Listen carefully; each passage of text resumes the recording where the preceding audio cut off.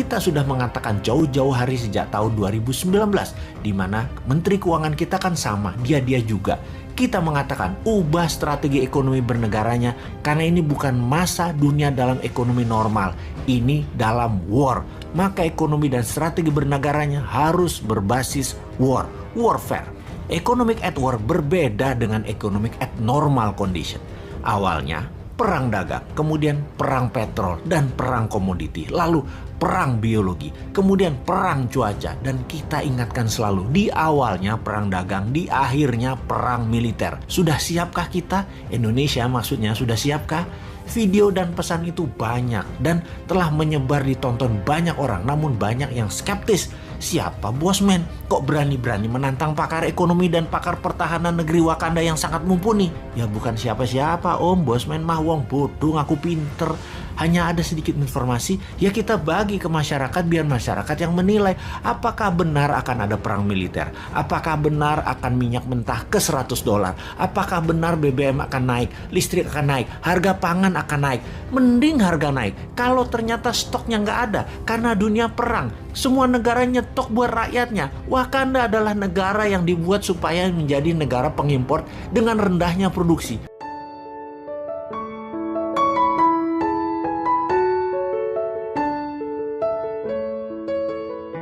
Memang senang dan bangga kalau di dalam bernegara kita memiliki seorang pemimpin yang memiliki keterampilan kelas dunia seperti presiden pertama kita yang pandai bermanuver di tingkat dunia, memprakarsai non-blok, memimpin konferensi Asia Afrika, membangun Ganevo diplomasi melalui olahraga, mengambil Papua dengan manuver diplomasi ke Amerika dan PBB. Kalau yang sekarang, pemimpin setelahnya semua jago kandang. Lawannya yaitu hanya rakyatnya sendiri. Dan mereka yang punya otot pengetahuan bernegara dan berekonomi yang beda, itu aja lawan mereka. Para pemimpin setelah Soekarno hanya berebut anggaran dengan proyek-proyek yang modalnya dari dua sumber. Mencekik rakyat dengan pajak-pajak dan berhutang pada negara asing.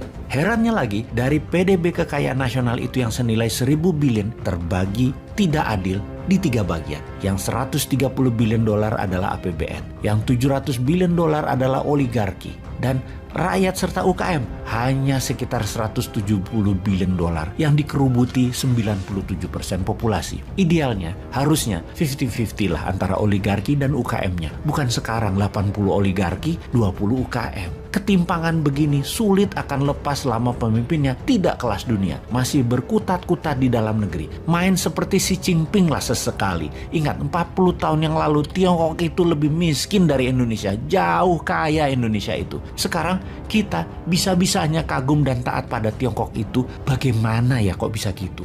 Bukannya meniru dan memodifikasi apapun supaya Indonesia berdaulat. Ini semua bagaimana sih sebenarnya? Jadi kita lihat berdasar data, apa yang Tiongkok akan lakukan mengambil peluang krisis Ukraina. Pastinya kita lihat fakta data. Kita mundur sekitar di tahun 2014. Ketika itu Rusia mencaplok Crimea, sebuah wilayah berdaulat di Laut Hitam, baratnya Rusia. Tiongkok membela Rusia dengan mengatakan pihak barat yang memulai pertikaian tersebut sehingga Rusia harus turun tangan mengatasinya. Kita lanjut di tahun 2022 ini. Tiongkok kembali membuktikan kesetia kawanannya dengan Rusia dengan menuliskan di headline berita nasional Tiongkok, Amerika menggunakan krisis Ukraina untuk mensahkan gerakan militer di Eropa. Di mana kita tahu bahwa bagi Amerika, perang adalah profit. 25% pendapatan negara Amerika adalah dari mesin perang, jualan senjata, dan untuk senjata tersebut Amerika harus create demand, harus menciptakan demand dengan adanya perang tersebut. Di sini Tiongkok membawa framing Amerika lah yang sesungguhnya ingin perang di Ukraina.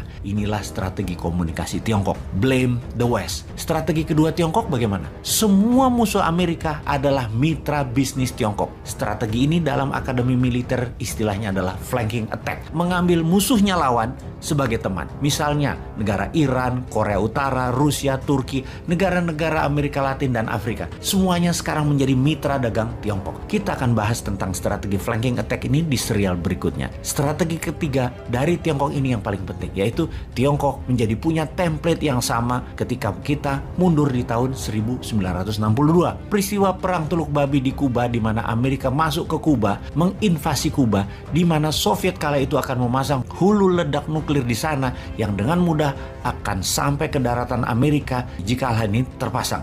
Invasi Amerika ke Kuba itu berakhir gagal, namun perang dan pendaratan serta invasi dilakukan oleh Amerika. Ketika mata dunia sedang fokus ke Kuba, pemimpin besar Indonesia Pak Karno ke Amerika bernego untuk ambil balik Papua dari Belanda, dan Amerika mendukung penuh dengan memberikan hak vetonya di PBB.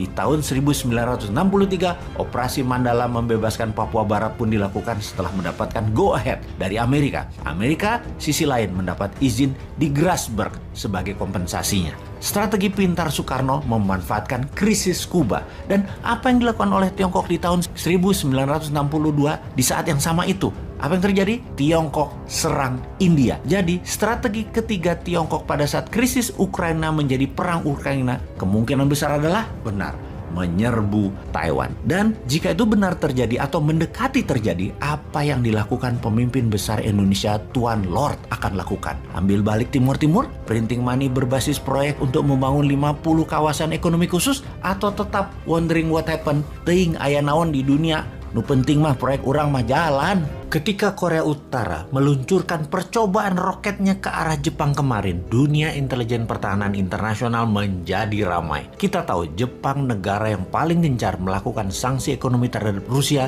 sebagai pernyataan Jepang anti Rusia dan tidak setuju Ukraina dianeksasi oleh Rusia. Jepang punya sejarah panjang yang memang tidak suka Rusia. Dan kita tahu Korea Utara, pemerintahannya bisa berjalan panjang karena dua negara membuat Korea Utara ini sebagai benteng atas sekutu. Negara itu tadi adalah Rusia dan Tiongkok. Keduanya memelihara Korea Utara untuk menjadi seperti saat ini.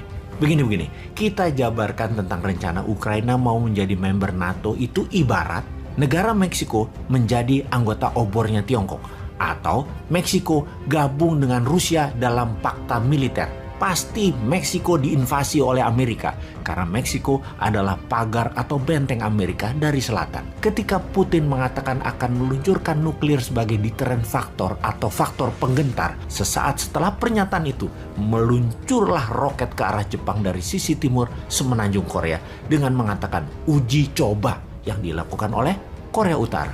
Padahal itulah deterrent factor atau kode keras. Don't mess around with Russia, wahai Jepang. Kata-kata tersebut keluar lewat Korea Utara, dititip oleh Rusia. Semakin menarik ini perang Ukraina karena Rusia main dua kaki dengan cantik. Sisi Eropa Timur dan sisi semenanjung Korea. Di sisi Natuna Utara, kayaknya dapat dipastikan Tiongkok saat ini sedang memanaskan engine perangnya di sana. Kapan ini menjadi bencana dunia? Kita sudah mengatakan jauh-jauh hari sejak tahun 2019, di mana Menteri Keuangan kita kan sama, dia juga. Kita mengatakan ubah strategi ekonomi bernegaranya karena ini bukan masa dunia dalam ekonomi normal, ini dalam war. Maka ekonomi dan strategi bernegaranya harus berbasis warfare. Economic at war berbeda dengan economic at normal condition. Awalnya perang dagang, kemudian perang petrol dan perang komoditi, lalu perang biologi, kemudian perang cuaca. Dan kita ingatkan selalu, di awalnya perang dagang, di akhirnya perang militer. Sudah siapkah kita? Indonesia maksudnya sudah siapkah? Video dan pesan itu banyak dan telah menyebar ditonton banyak orang, namun banyak yang skeptis. Siapa Bosman? Kok berani-berani menantang pakar ekonomi dan pakar pertahanan negeri Wakanda yang sangat mumpuni? Ya bukan siapa-siapa Om, Bosman mah wong bodoh ngaku pinter. Hanya ada sedikit informasi, ya kita bagi ke masyarakat biar masyarakat yang menilai apakah benar akan ada perang militer, apakah benar akan minyak mentah ke $100, apakah benar BBM akan naik, listrik akan naik, harga pangan akan naik. Mending harga naik kalau ternyata stoknya nggak ada karena dunia perang. Semua negara nyetok buat rakyatnya. Wakanda adalah negara yang dibuat supaya menjadi negara pengimpor dengan rendahnya produksi. Maka sekarang stoknya tidak ada, bukan hanya mahal, tapi ya sudah. Semua sudah terjadi. Ada dua analisa besar saat ini. Akankah Perang Dunia Ketiga terjadi di mana blok Rusia, mantan Soviet, ditambah Tiongkok dan Korea Utara, serta plus kemungkinan Wakanda di satu sisi, kemudian di sisi lawan Eropa Barat, NATO, Amerika plus sekutu Amerika. Analisa pertama, kalau Ukraina didiamkan, dibiarkan untuk Rusia oleh NATO dan oleh Amerika, dikasih ke Rusia Ukraina tersebut, dilanjutkan dengan perang diplomasi, maka selesai. tidak ada perang dunia ketiga. Selesai. Analisa kedua, Amerika, Sekutu, NATO, dan Eropa Barat menyiapkan tentara di battleground atau perang darat dalam jumlah besar, seperti di Normandy di tahun 1942 atau seperti di Saudi di tahun 1090-an akhir, kemudian mencoba membebaskan Ukraina, maka perang dunia ketiga bisa terjadi.